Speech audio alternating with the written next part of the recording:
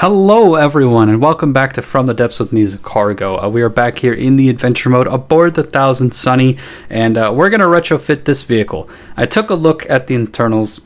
I went ahead and saved the craft. I hopped into the designer and I went ahead and retrofitted. Now we don't have any major changes. We just have a lot of armoring blocks changed from one to the next, a little bit of a change in scheme, some minor adjustments here and there, some adjustments to the AI, some adjustments to settings on a whole bunch of different things.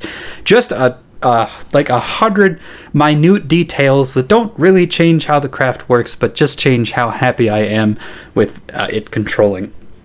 Now, one of the reasons that we had to do this is because I finished the next variant. That's right, the Blood Hound has a successor. You will see it later. I promise you're going to like it. Or, well, actually, maybe you won't. I don't know what you're into. And to be honest, I'm not sure I want to know what you're into. So, yeah, take that. Anyway, basically, the gist of this retrofit is that I sectioned off a whole bunch of the internals. I changed some blocks from metal to alloy, and I changed some other blocks from metal to stone, further EMP-proofing the whole thing. This is probably literally immune to EMP. I certainly wouldn't use it against it. The thing is absolutely massive, and there's EMP resistance everywhere. We do have this one large open space in the back of our craft that I have no idea what to do with. We could shrink the back dock down or maybe protrude it a little bit and then have some sort of turret there. So we could go for a gun of our own, perhaps a laser of our own, a particle cannon of our own, or a missile system, something like that. We don't have any torpedoes on the craft, and it's of course it's battleship size now, so might consider adding some torpedoes there. But yeah, could definitely consider expanding the laser defense, and could definitely add some more engines. It's hard to say. It really is hard to say. It could probably do with a little bit more material storage, and it could probably do with some extra engine power, so we might do that. Laser the defense system could probably do with a bit of an upgrade, so we'll probably do that. And it could probably use some more propulsion, so we'll probably do that. And that might take up most of the space that we've got there. So, yeah, that's what I'm thinking right now. We might change it later. This thing could definitely use a particle cannon. It's probably it would be the only really substantial thing that we could add to this at the current juncture. Would be a big giant particle cannon. But yeah, just not certain. Anyway, I'm gonna jump further ahead in the video when hopefully the first enemy spawns. From here on out, because we are clocking in, it's a pretty heavy weight class. The rules are gonna be, if I'm not impressed with the first thing that spawns, I'm gonna be going through some red portals. I'll grab resource zones until something interesting spawns, and if like a tiny deep water guard craft spawns, I'll ignore it. I'm looking for the first major thing that represents the difficulty level. I want to see a variety of designs, so I don't want to just skip straight to the end game.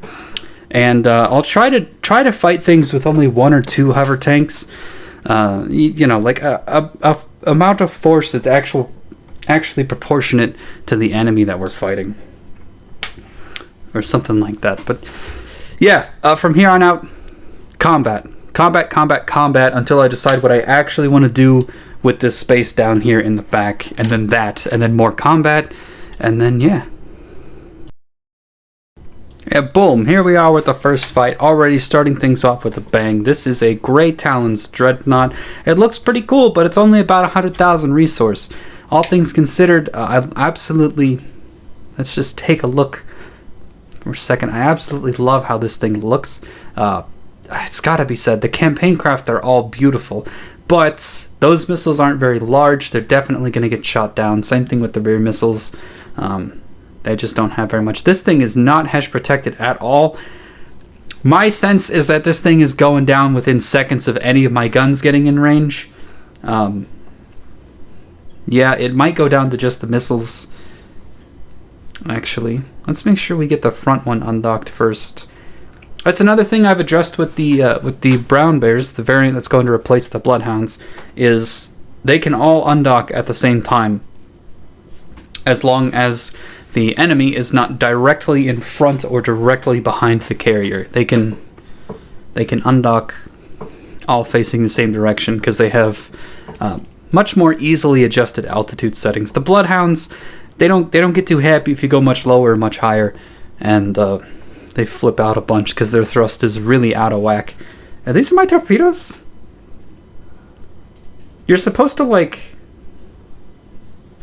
Torpedoes are underwater weapons. That's not how you torpedo, game. Also, why are you firing? That thing is way out of your range. Here's your local weapon controller. I could have sworn I went back and fixed this thing like 10 times. I think I have to unpause it, maybe? Is it there? Yeah, I have to unpause it. Hang on. There we go. So, yep, it's your local weapon controller. That is not right. Set that to about 50. Most things that fly don't fly very close to the water, but some boats count as, like, most Lightning Hoodcraft count as like 20 or 30 out of the water because they skim the top.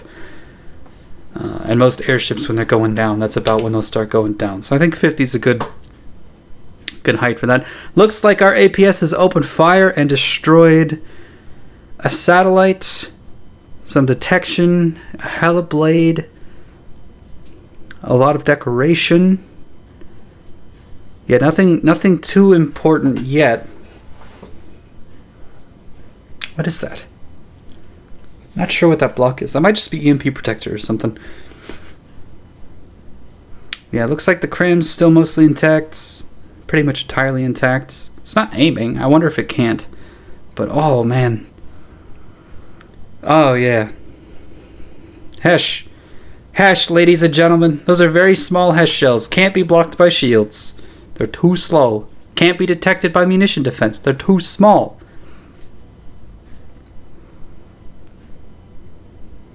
There goes the APS. On the front side, looks like the right side APS is still up, but it can't fire. The rear cram just lost a barrel.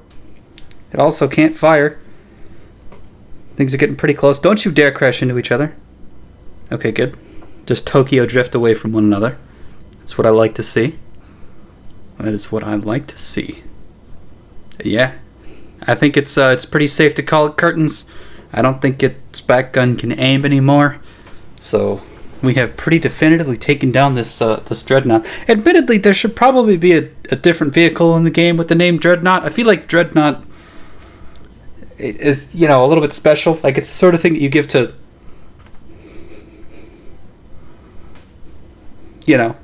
not 100,000. Admittedly, this thing is basically a souped-up Atlas. So I don't think their name Dreadnought fits a souped-up Atlas.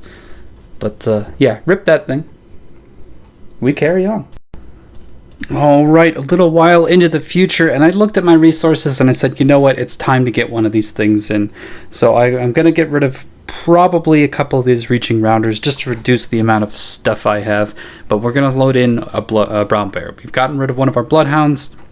And look at the size of this thing.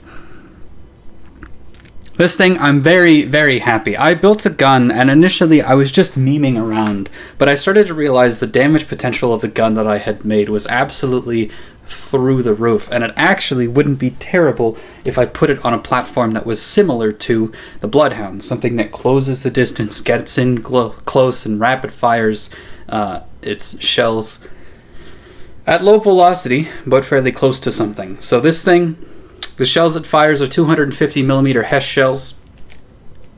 They are 3,000 millimeters long, so they need a 3-meter autoloader, and they only have 2 gunpowder casings. The rest of them are all HE except for the head, which is a squash head. So this thing fires really low velocity really low velocity Hesh at an absurd rate. It fires 150 shells a minute. And that's almost 3 shells a second, 340 meters a second on the shell. But the craft itself usually moves around 50 or 60 meters forward, so they're roundabouts 400 meters a second shells, because that does transfer. But yeah, these things, quite happy with them. They're absolutely devastating when they get in face. I know that the face of this could have been done in a lot more detail with mimics, but I honestly like how derpy it is.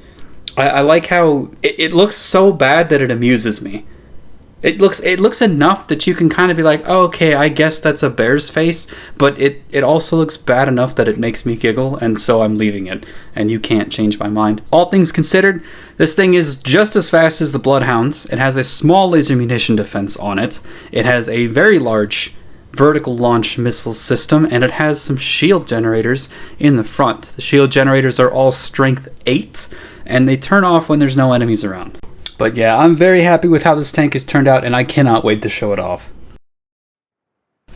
A little while into the future, and we've had a White Flayer's Pontus spawn in. Now this is a neat little craft that I just wanted to talk about a little bit, because I do love the White Flayers. It's got a drill on the front, the whole thing is steam powered, and then it's got these spin blocks in the middle with rams on them, and then it's got another steam generator powering its back two propellers, which are absolutely massive.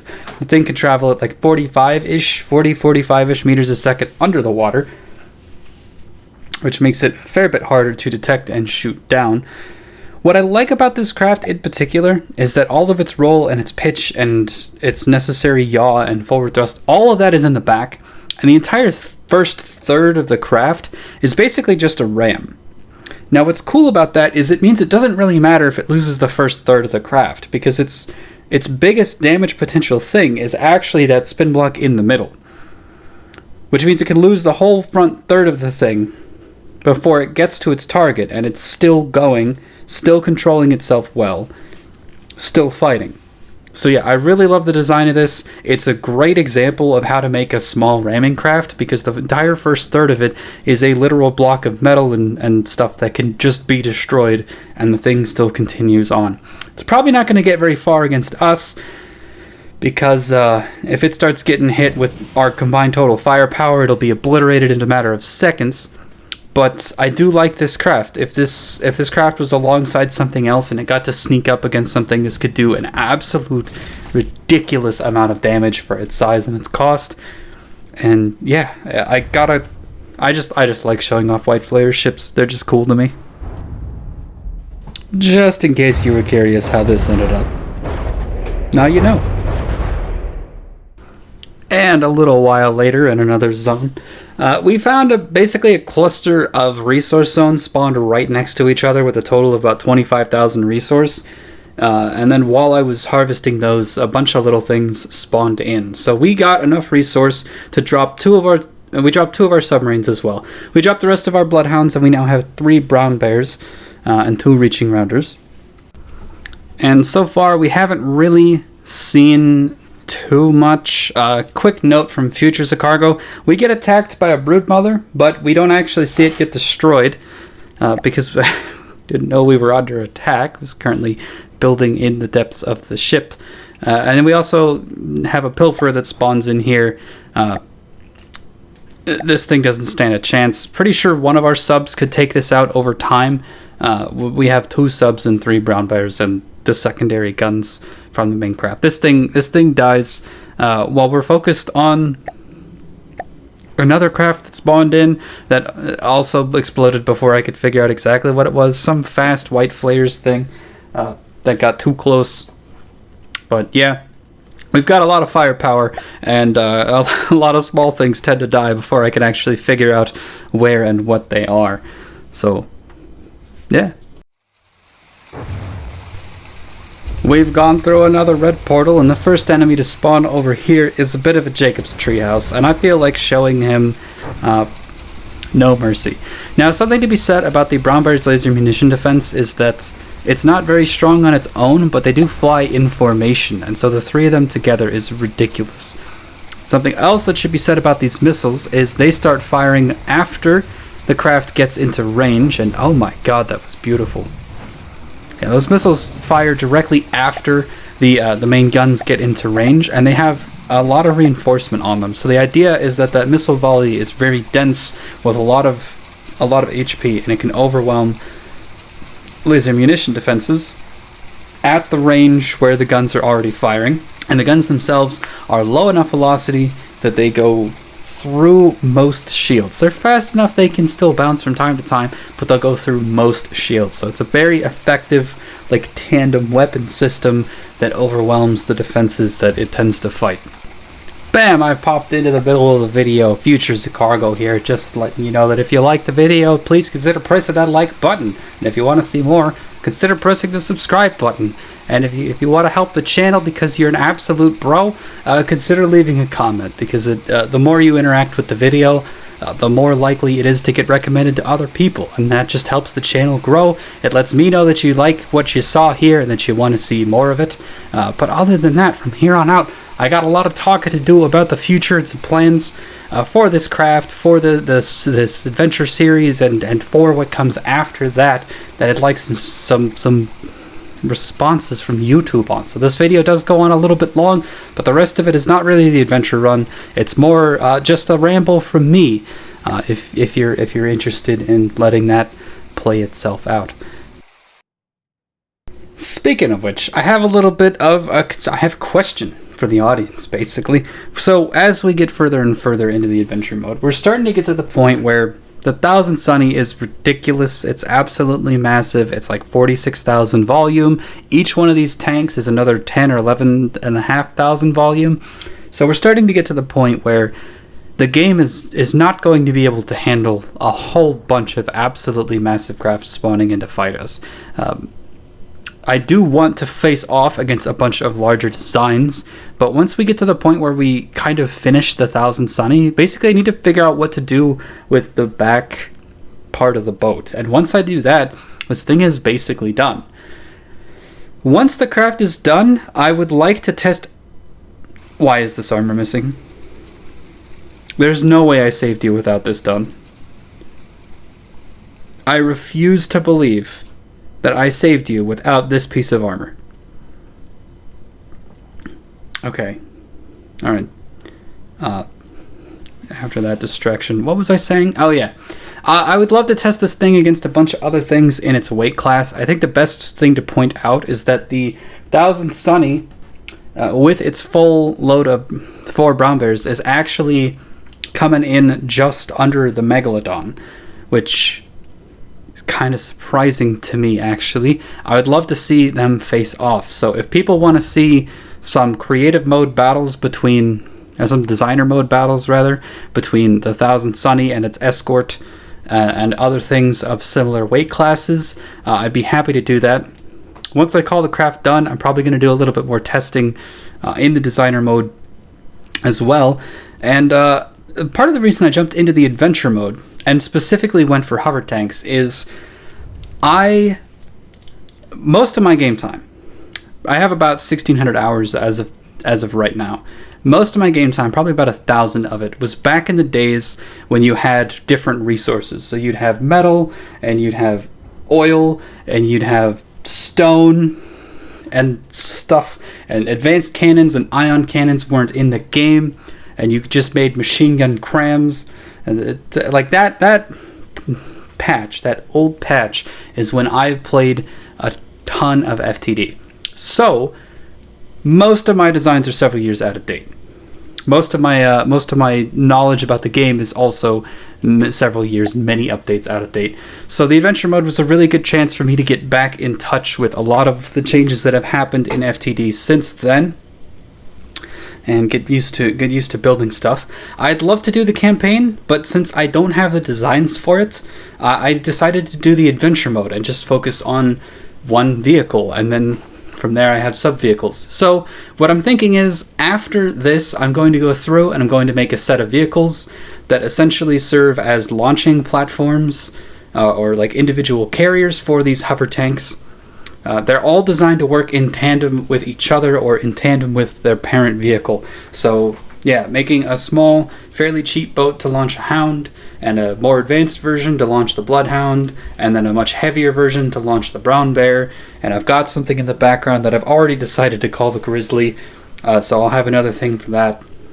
Just little boats that can efficiently carry these things around the ocean and then support them well in combat. I think is a very good idea. So, and I talk about the end of the adventure mode because, well, from here we're just going up in difficulty. I don't have too much more to actually build on this craft. I have 5 vehicles. Well, as soon as I get my 4th Brown Bear in here, I will have 5 vehicles with a solid laser munition system and an intense damage up. I mean, at the point where I have 4 of these brown bears spawned in, we are going to be in the same weight class as the Megalodon. And there's not much point into getting bigger than that. So, yeah. Gonna sit there.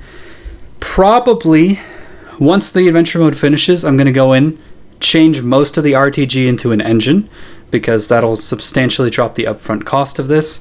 Probably leave a little bit of RTG in just so that it can move slowly and chill on a campaign map, but yeah, probably just gonna make the thing a little bit cheaper up front. But other than that, yeah, I just don't see us changing too much and getting too much bigger, which means that we are coming towards a bit of a natural conclusion to this adventure run. The question is, what do I do from here? Because I definitely want to make a few of those individual tank carrying boats, but that's probably not enough to take on the campaign. I'm still going to need probably some subs, probably some outright battleships, probably some thruster crafts, maybe something that focuses on some more. Yeah, I think I'm just going to need some more stuff, basically. I might try an adventure mode where I just I make like a defensive fortification, maybe. I don't know.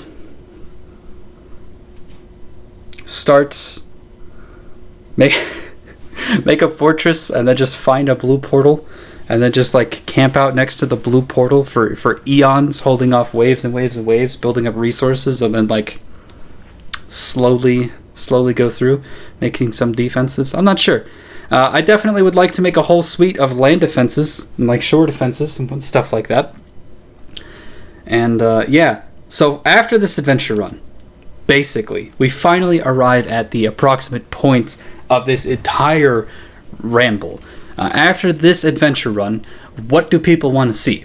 Because I could do a tutorial series on how to make some basic boats and show off a bunch of little building tips that I have. I could do a series of let's build tank carriers, where I build probably like 3 or 4 boats to carry and deploy a tank. I could probably do an Ashes of the Empire campaign, because that has a pretty strict volume limit, and those vehicles wouldn't take too long to throw together. Or I could do another adventure run with a different style of vehicle. I definitely need battleships. I definitely need straight up combat things. I don't have any ramming vehicles. I don't have any independent aircraft. I don't have any space vehicles. And I don't have any large submarines. I have a couple of sub-vehicle submarines, but nothing very large. Nothing that can operate on its own. I also don't really have any laser craft. I do have one meme build that's going on in the background, and you'll probably see a teaser for that soon. But yeah, let me know what you'd like to see next, because I definitely want to keep playing more from the depths. I just don't know exactly what to make the next series on. With that, I've been Zacargo. This has been fun. We're going to keep going up in difficulty in the adventure mode next time. Hopefully get our 4th brown bear spawned in. And yeah, I can't wait. I'm excited. I'll see you then.